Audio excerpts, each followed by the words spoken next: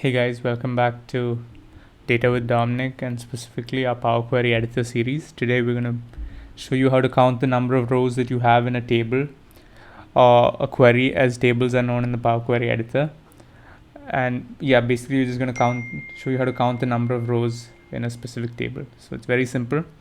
All you have to do is select any column, preferably a primary key column such as customer ID, and then we just go and hit the transform tab. Once we're in the transform tab, we have this count rows functionality. Once we hit that count rows, we get the number 91 quite clearly, and this can be converted into a list as it is now, or you can convert it into a table as well.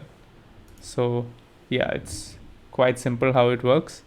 And also, in case you don't need an output like in the form of a number, and you just want you want an idea of how many rows you have in your column, then you can look at the bottom left corner of the Power Query Editor, and then you can see 13 columns and 91 rows, which is sort of the metadata facts of this table.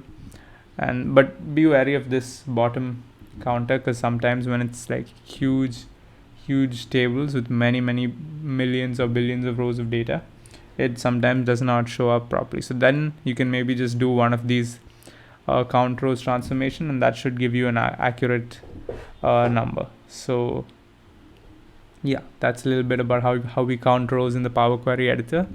Thank you guys for watching. Don't forget to like, subscribe, share, comment, and hit the bell icon. We'll see you in the next one.